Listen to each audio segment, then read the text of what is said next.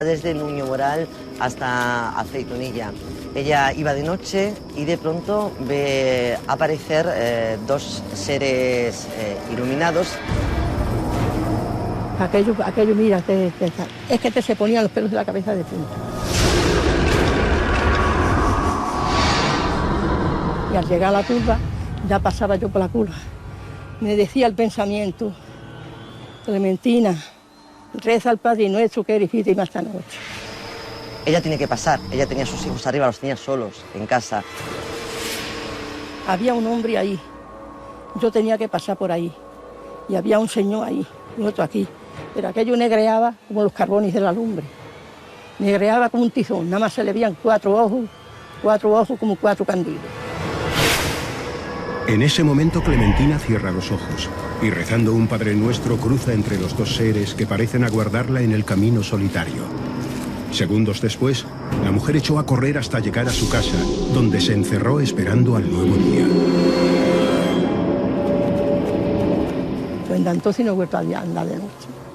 Cogí miedo y no volví a andar de noche. Uy, madre, ahí en Aceitunilla, desde Nuño Moral a Aceitunilla, ahí yo creo que estaba todas las noches, ahí no podía subir una persona así, digamos, sola. Años después tuvo lugar un episodio similar en esa misma vereda. Esta vez el testigo fue el marido de Araceli Azabal, vecina de Asegur, que aún recuerda aquel encuentro imposible. Yo había acabado de dar a luz y entonces tuve un niño que no me nació bien, la verdad, y lo fueron a enterrar a Nuño Moral. Y entonces, pues al venir para arriba, era ya oscureciendo, vio que había como una cosa alta, negra, que dijimos que eso era el demonio, que no era cosa buena.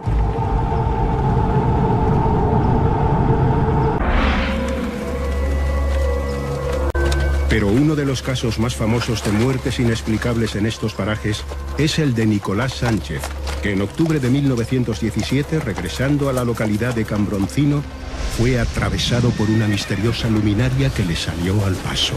Al venir para acá, pasó el río y fue una luz del Cambroncino, una luz derechamente, abajo andé con el hombre, a pegarlo al puente, allá en el mismo río. Y al pasar, él venía por el camino montado en la bestia y la cosa esa luz, como una farola, en acompañamiento hasta que lo vino y lo trajo al pueblo. El protagonista murió entre fuertes dolores y hemorragias a los 9 días, y el fenómeno fue bautizado como la luz de Ribera Oveja.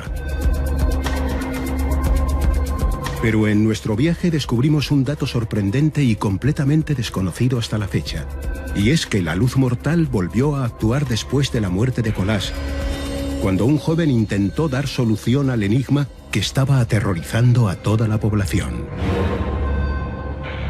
Entonces llegó otro mozo allí, un mocetón bien guapísimo y fuerte y todo, y dice: ¡ay, sois unos cobardes! Mañana voy yo a casa de Palomero y llevo una escopeta puesta encima de la pared, si hay algún tío majo que arrime a mí. Pues apostó la muerte. Cuentan que cuando llega justo a la mitad del río se le aparece esta misteriosa luz, va directamente hacia él. Él intenta disparar con su escopeta, no puede disparar ni un solo tiro, se le encasquilla el arma y esta luz le abofetea, digamos, un poco la cara. Vuelve, de hecho, al pueblo con la cara negra como el carbón.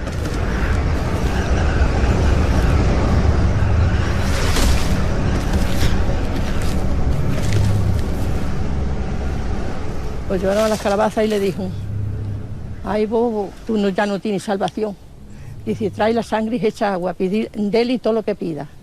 Que no dura más vivo hasta las 5 de la mañana, y a las 5 de la mañana murió.